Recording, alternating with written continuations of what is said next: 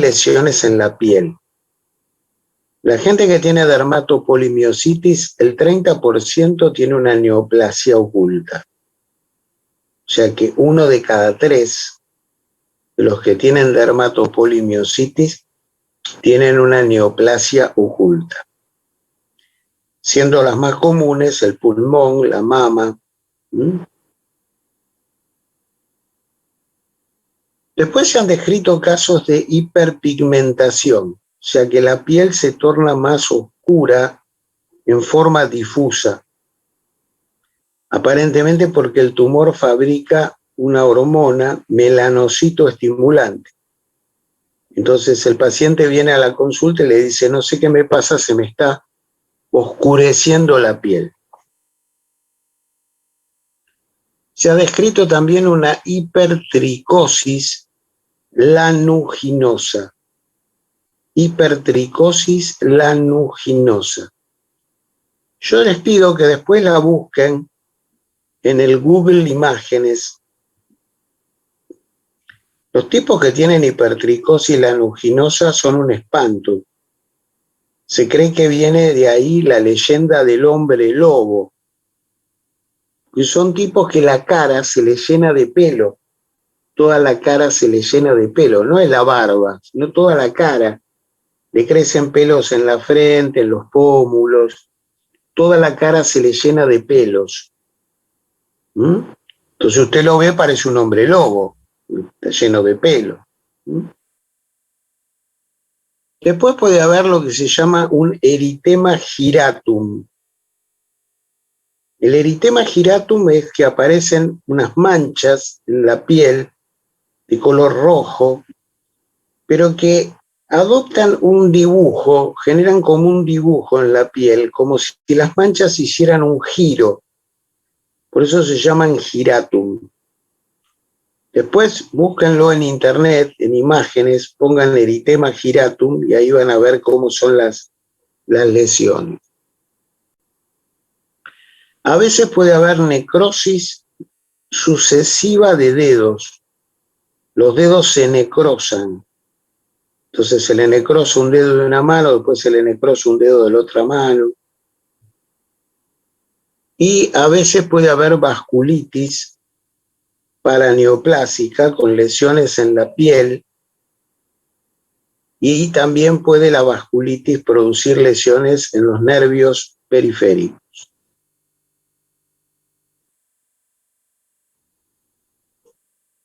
Nos queda como último grupo las paraneoplasias endócrinas. Las paraneoplasias endócrinas, el tumor fabrica una hormona o una sustancia parecida a una hormona. Ahí tenemos, por ejemplo, la producción ectópica de ACTH, o sea, el cáncer fabrica ACTH, entonces produce un Cushing paraneoplásico. En general son cuadros graves y de mal pronóstico, el Cushing paraneoplásico. Y la mayoría son tumores tipo Otzel. Puede haber hipercalcemia tumoral. La hipercalcemia tumoral puede ser porque el tumor fabrica una sustancia parecida a la paratormona o porque el tumor fabrica prostaglandinas tipo E. Normalmente la calcemia normal es 10. Cuando usted tiene hipercalcemia, tiene 12, 13 de hipercalcemia. Y la hipercalcemia es un cuadro muy grave, usted se puede morir por eso. Porque la hipercalcemia produce poliuria, con gran pérdida de agua y gran pérdida de sal, gran pérdida de sodio. El paciente tiene hiponatremia y esa hiponatremia severa le produce trastornos del sensorio, cuadros de confusión mental. Entonces el paciente ingresa con un cuadro de confusión mental, con poliuria, con sodio bajo. Usted le pide la calcemia y el tipo tiene 13 de calcio. El tumor puede fabricar gonadotrofinas. Si fabrica gonadotrofinas puede dar ginecomastia. Fabrica sobre todo gonadotrofina coriónica. Puede fabricar prolactina, entonces produce en un varón impotencia, pérdida de la libido, puede producir producción de leche en las mamas. Se han descrito tumores que fabrican péptido natriurétrico, entonces producen hiponatremia. Se ha descrito también, y esto lo vi, tumores que fabrican hormona antidiurética. Eso se llama secreción inapropiada o inadecuada de la hormona antidiurética. Se ve más en los tumores Soxel. Estos pacientes, ¿qué pasa? Como el tumor fabrica mucha hormona antidiurética, retienen agua. Pero cuando usted retiene agua, baja los niveles de sodio porque usted está diluyendo el sodio, entonces tiene una hiponatremia dilucional. Es una hiponatremia dilucional, sin edemas y con un sodio en orina elevado.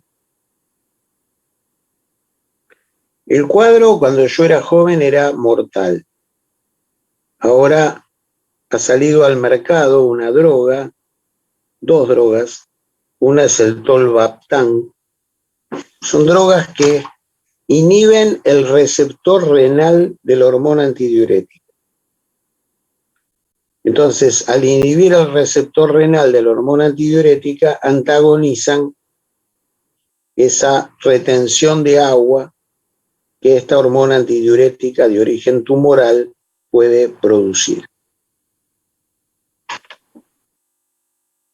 Y es muy raro la producción de BIP, de péptido intestinal vasoactivo, que el tumor fabrique BIP. Bueno, con esto vimos todos los síndromes paraneoplásicos. No necesito decir que se los voy a tomar, los síndromes paraneoplásicos, ¿no?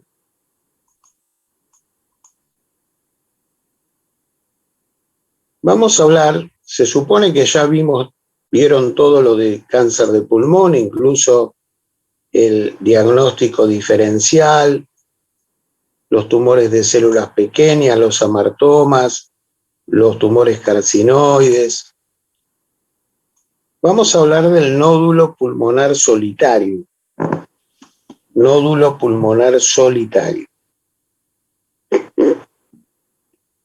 Es una lesión bien delimitada, de forma ovalada o de forma redonda,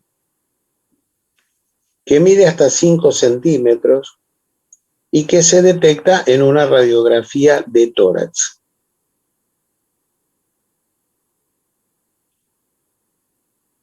El 60% de los nódulos que usted ve en una radiografía son benignos.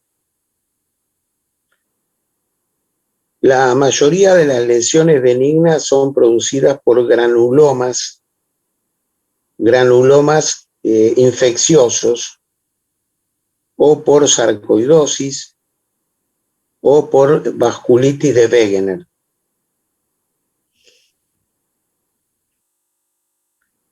En general, en un nódulo en una persona joven, se sospecha que en general no es tumoral.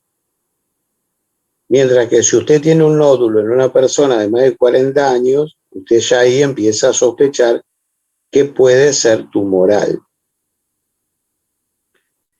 ¿Qué se puede hacer con los nódulos?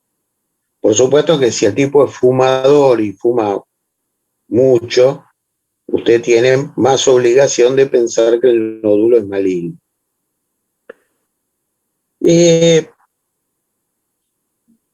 Normalmente lo que se aconseja es que usted le saque placas cada 3 meses y usted vea la evolución del nódulo.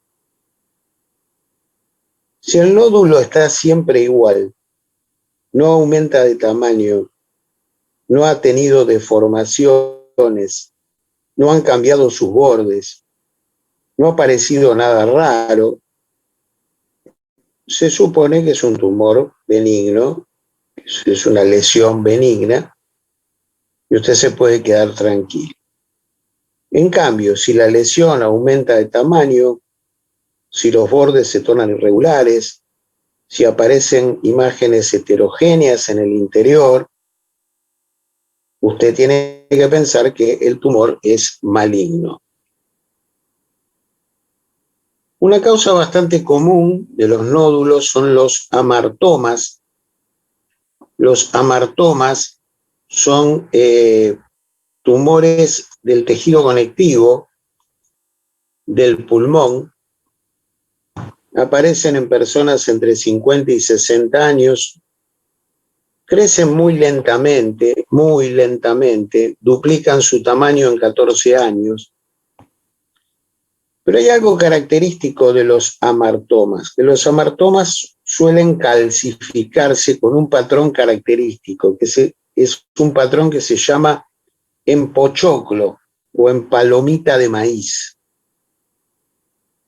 Son lesiones periféricas que contienen mucha grasa. Eso también usted lo puede detectar en la tomografía. Otra cosa que usted tiene que pensar cuando aparece un nódulo pulmonar, que ese nódulo pulmonar puede ser una metástasis de un cáncer de otro órgano o del otro pulmón. Las metástasis más comunes son tumores de la boca, tumores de laringe, tumores del cuello, tumores de mama, de riñón, de colon, sarcomas y melanomas.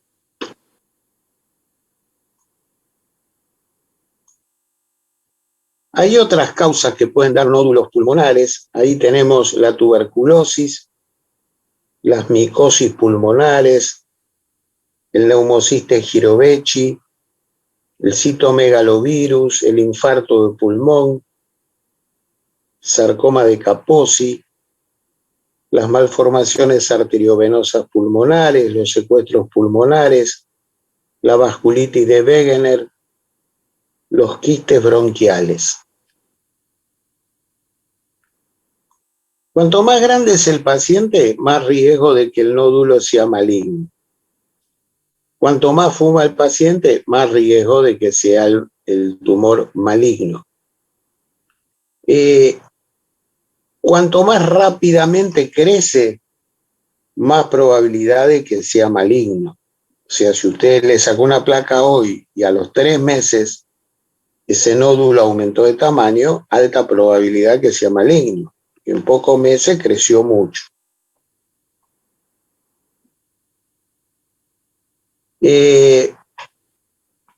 Si la calcificación es una calcificación de la periferia del nódulo, es irregular y es asimétrica, eso sugiere que el nódulo puede ser maligno. Cuanto más grande es el nódulo, si mide más de 3 centímetros, se dice que son malignos el 90%. O sea que el tamaño acá importa. Si los bordes del nódulo tienen como espinas, espículas, o tienen como lobulaciones, eso también es índice de malignidad. Si en el área donde vive el paciente hay mucha histoplasmosis o hay coccidioidomicosis, los nódulos pueden deberse a la histoplasmosis o a la coccidioidomicosis. ¿Cómo hacemos para saber si el nódulo es benigno o maligno? Bueno, podemos hacer placas cada 3 o 6 meses y ver cómo va evolucionando. También le podemos pedir al paciente que traiga radiografías viejas Preguntarle, ¿usted se sacó una placa el año pasado? Ah, el año pasado sí me hicieron una placa. Bueno, tráigamela. Entonces vos comparás si la lesión estaba el año pasado o no. Si estaba el año pasado y está igual, es benigno. Se le puede pedir una tomografía de alta resolución. En la tomografía de alta resolución, el tomografista puede decirte si el nódulo tiene mucha grasa. Si tiene mucha grasa es un amartoma. También a veces la tomografía permite ver si hay nódulos adicionales, porque a veces hay nódulos más chiquitos y usted en la placa no lo ve, pero en la tomografía sí. La tomografía lo ideal es que se haga con contraste, porque cuando usted le da el contraste tiene mayor probabilidad de detectar las lesiones malignas.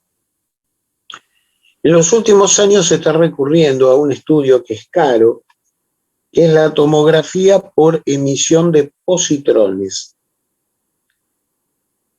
¿En qué consiste este estudio? Bueno, se le da al paciente a tomar glucosa marcada con una sustancia radiactiva.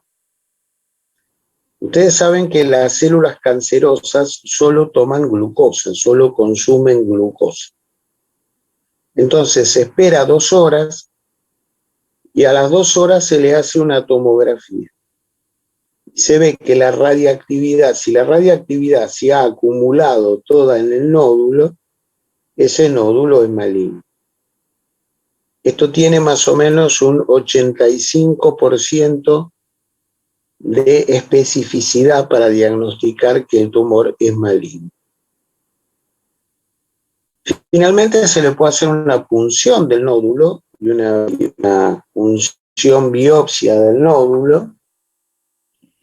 Y en algunos casos el cirujano directamente y el neumonólogo, ante la duda, si hay duda y es un paciente fumador y con mucho riesgo de cáncer de pulmón, directamente prefiere que el cirujano le saque el nódulo.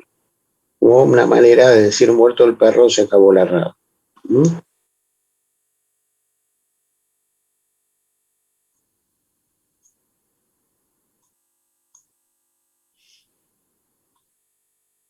Si es un paciente joven, es un paciente no fumador, usted le va pidiendo placas, la lesión está igual, pasan 2 años y está igual, y tiene un patrón de calcificación benigno, en general lo que se hace es una vigilancia expectante. Se le hace una radiografía una vez por año. Si es un paciente fumador mayor de 35 años, donde el nódulo aumenta de tamaño, tienen calcificaciones sugerentes de malignidad, los bordes son lobulados o espiculados, bueno, ahí se recurre o a la tomografía por emisión de positrones o a la biopsia bajo control tomográfico o directamente a la extirpación de la lesión. Eso es lo que usted tiene que hacer con un nódulo pulmonar solitario. Y después tenemos el paciente que tiene múltiples nódulos pulmonares. El paciente que tiene múltiples nódulos pulmonares nos plantea varios dilemas. Por supuesto, a usted lo que le preocupa fundamentalmente es que esos múltiples nódulos sean metástasis. Metástasis de un cáncer a distancia que metastatiza en el pulmón. Por ejemplo, un tumor que metastatiza mucho es el melanoma, los sarcomas, los tumores del testículo en personas jóvenes, también el tumor de riñón. Muchas veces se habla, por las múltiples metástasis, se habla de una imagen ensuelta de globos. Tienen múltiples metástasis. Pero puede que no sea que el paciente tenga metástasis. Y ahí usted qué puede pensar. Bueno, puede ser un linfoma primario de pulmón, puede ser un mieloma primario de pulmón, Puede ser un cáncer broncoalveolar que se presente con múltiples nódulos. Puede ser una tuberculosis, una micobacteria típica, histoplasmosis, coccidioidomicosis. Pueden ser abscesos pulmonares múltiples, sarcoidosis.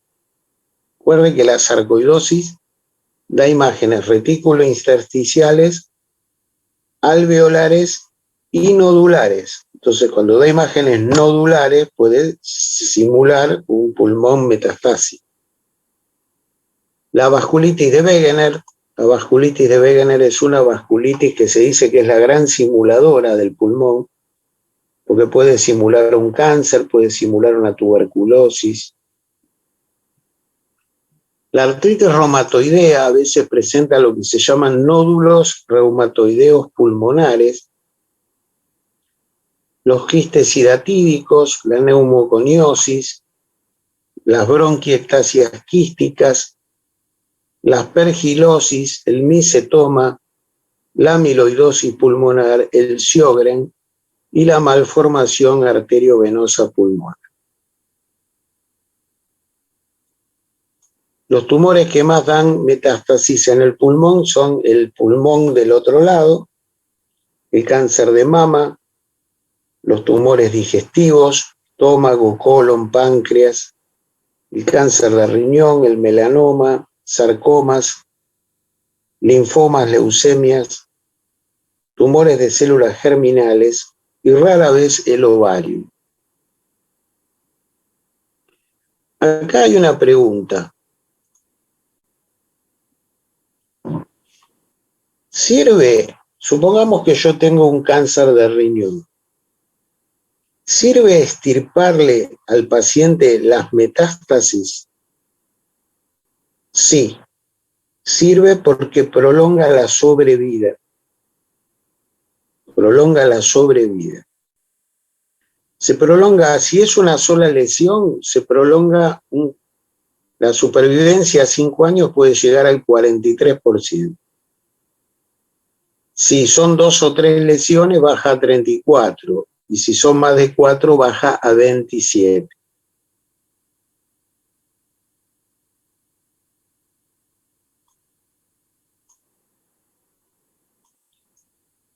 Por supuesto, va a ser necesario hacerle una punción con aguja fina. Esa punción puede ser transbronquial o transtorácica para tomar una muestra de tejido, mandarla al patólogo y el patólogo que me diga de dónde viene el cáncer, de qué tejido viene el cáncer.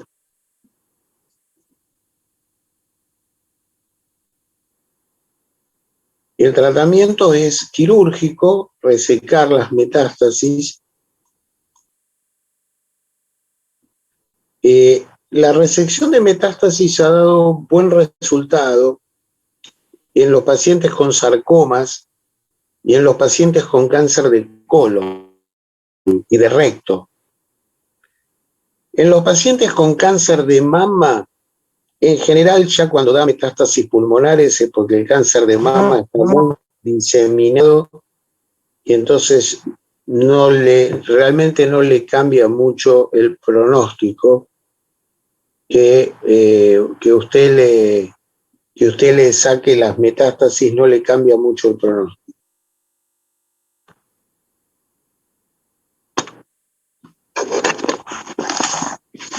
Ahí voy.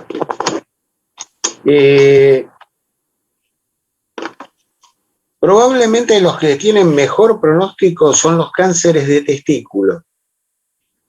El cáncer de testículo, si usted le reseca las metástasis, son los que tienen mejor pronóstico.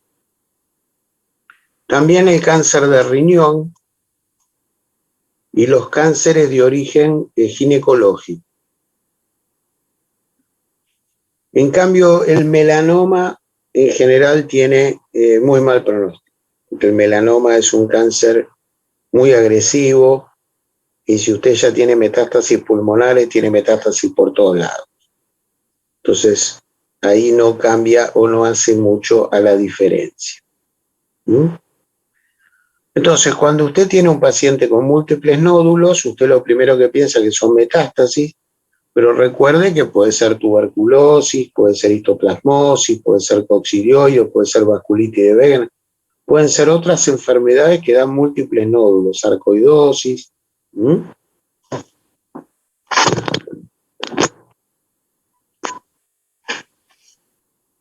Una que se me...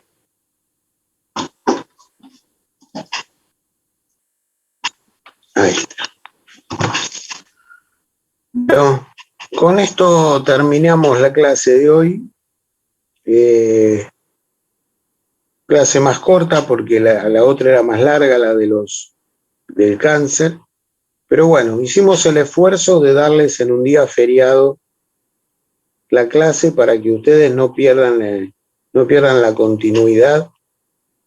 El doctor Giuliano les va a dar la clase también el día sábado, así que les pido por favor que lo acompañen, porque bueno, estamos en Semana Santa, es un esfuerzo preparar las clases y dar las clases en un día feriado. Les digo lo que les dije a los chicos en la clase de las 12:30. El Señor, que es misericordioso, dijo: ¿qué puedo hacer por los alumnos de quinto año? Y puso la Semana Santa. ¿Para qué?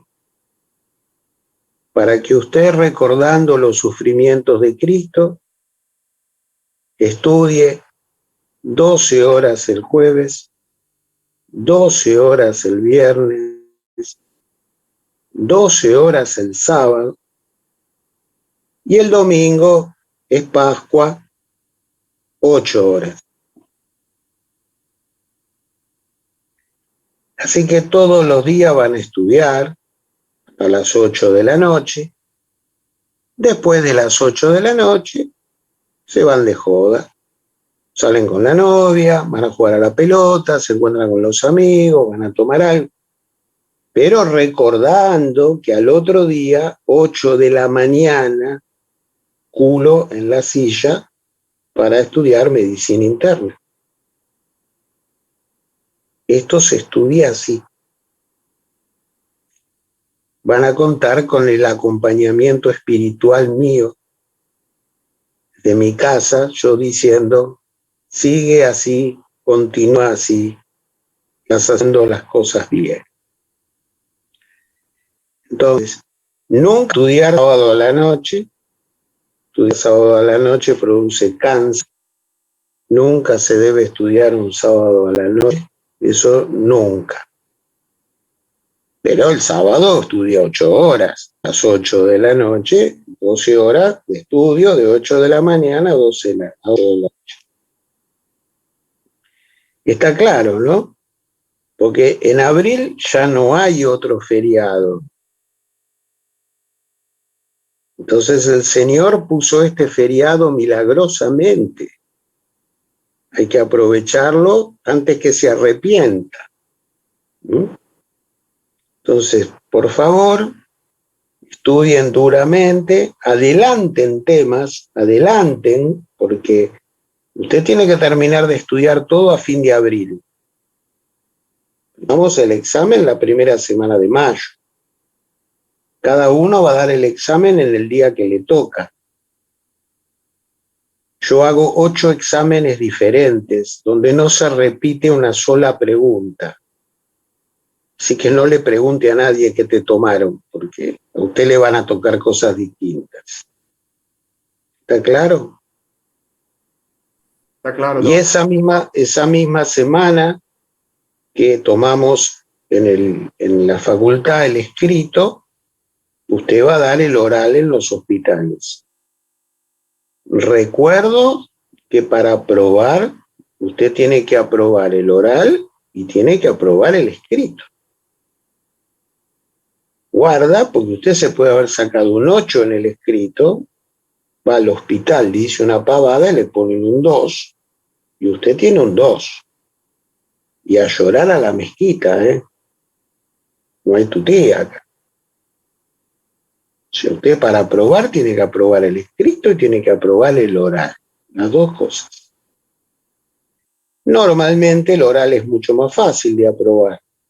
El oral son 3, 4 preguntas que le hacen en el hospital. Usted se imagina, los doctores se están atendiendo, tienen muchos pacientes. El doctor no lo va a tener a usted una hora, le hace 3, 4 preguntitas. Si usted esas 3, 4 preguntitas más o menos se defiende, bueno, ya está. Ahora, ojo que el examen nuestro no son 4 preguntitas, el examen nuestro son 20. Entonces, ahí usted tiene que saber mucho más. Está claro, ¿no? Bueno, señores, que pasen una linda Pascua. Gracias, Vale, muchas igualmente. gracias. Nos vemos. Gracias, buen fin de. Buen fin de.